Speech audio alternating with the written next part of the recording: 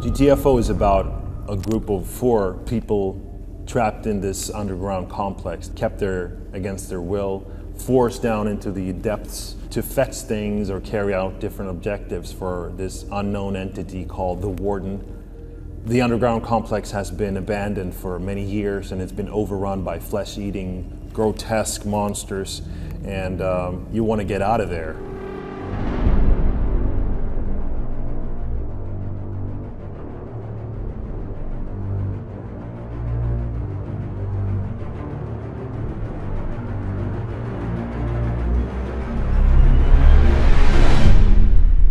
It actually requires you to be in the right mood together, because if they're not, you end up in a Leroy Jenkins situation when somebody's just running into the wrong area and doing the wrong thing.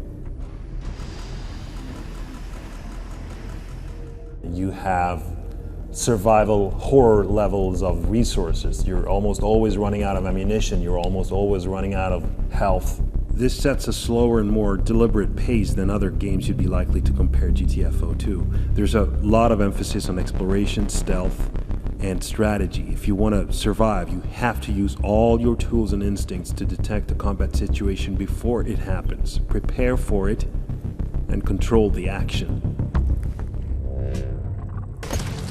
What we experience is that a lot of games that claim to be cooperative really only require the players to fight alongside one another and not really fight together and communicate and coordinate. If you like a challenge, if you like playing together, if you like solving problems in groups, this game is for you. It is very challenging. It is something that will put a different strain on your team than other games. But if you're up for the challenge, this is something for you.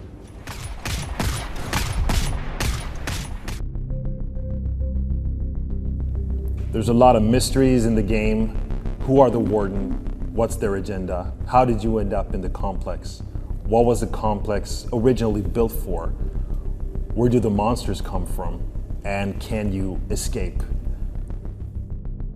So in GTFO, you play as one of 4 scavengers trapped inside this underground complex. You're held there against your will by some entity called the Warden.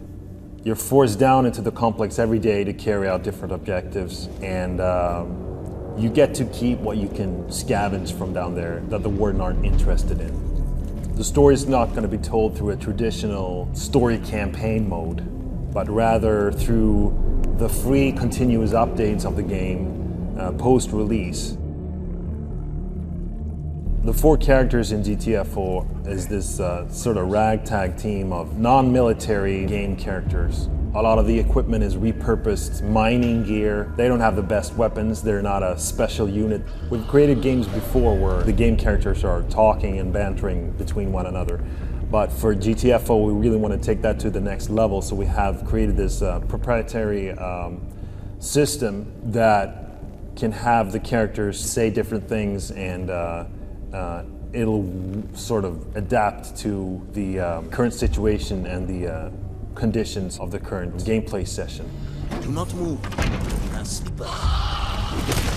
Of course, all this work going into the systems would be a waste of time if the dialogue wasn't excellent.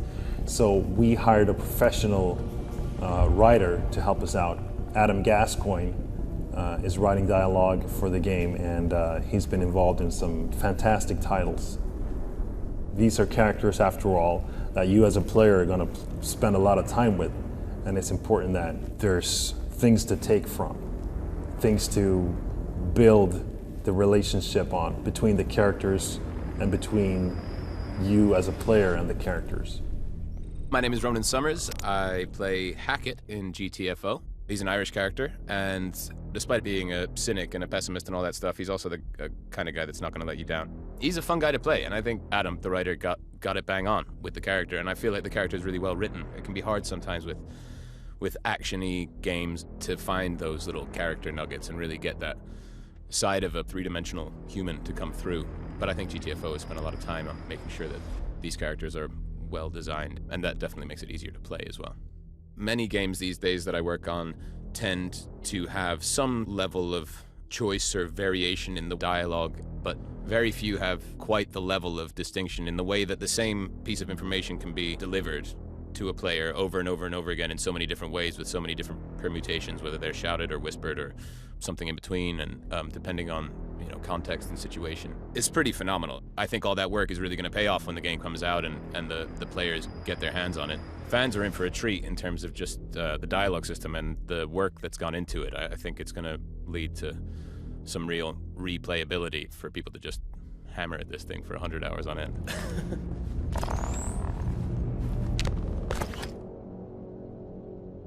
Setting up to do the complex and the whole sort of environmental design, we wanted to create something that had a lot of sort of color to it, not make your average, brown or next-gen gray type art direction. We wanted something that was sort of potent in colors, and we're of course heavily inspired by, Ridley Scott stuff like the first Alien movie and stuff like that.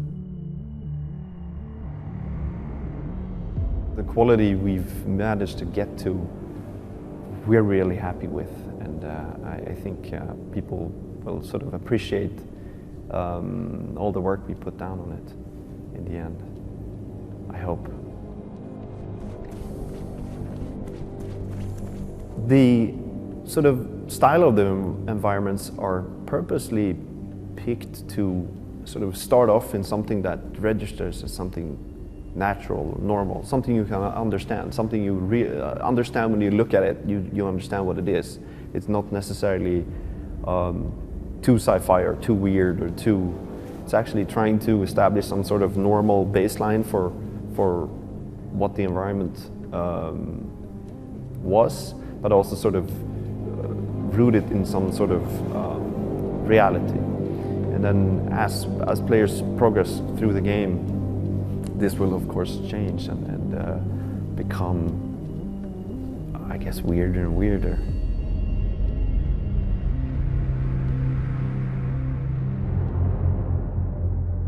We set out to design something that will freak people out. How do we do that? What are they? They're not zombies. They're not aliens. There's something that's disgusting. When we concepted the creatures, we explored so many different designs on paper. We did the most ridiculous stuff, but we had to get it out of our systems. Like, how do we get the readability out to the players, but also keeping it scary in the horror genre. So we had a lot of crazy ideas that we actually tested out, but didn't really work out. Maybe it got a bit ridiculous. That just didn't work for the setting. Everything kind of ended up being more subtle, actually, which is the difficulties, because we want that readability. We want to communicate clearly. When designing like the disgusting stuff, everything is all in the small details. Is there a twisted face in there, or has the body been decomposed in a weird way that makes you see things move under the skin? And a lot of design actually came together when we did motion captures for the enemies, because we had to really think about how did they move, why did they move the way they did.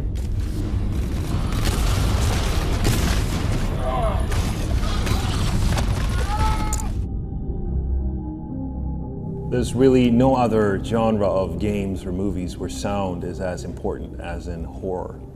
And for 18 years, as long as I've been working in the game development business, I've been wanting to do a horror game. And finally, the day has come.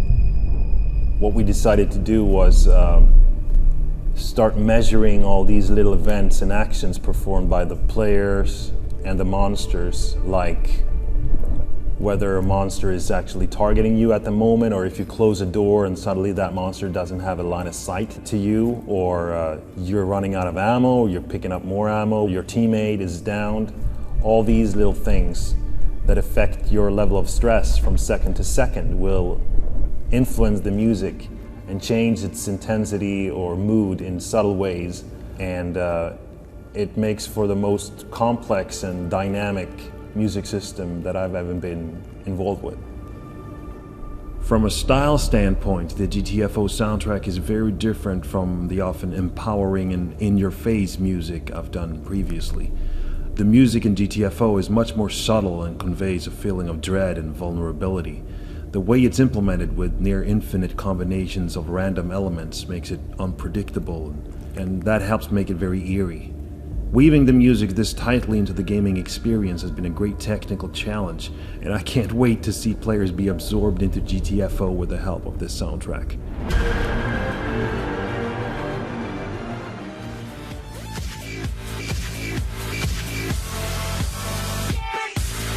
Like and share if you enjoy the video and think others might benefit from this, and of course subscribe and hit the notification button if you are new to the channel and want to be notified every time I post a video.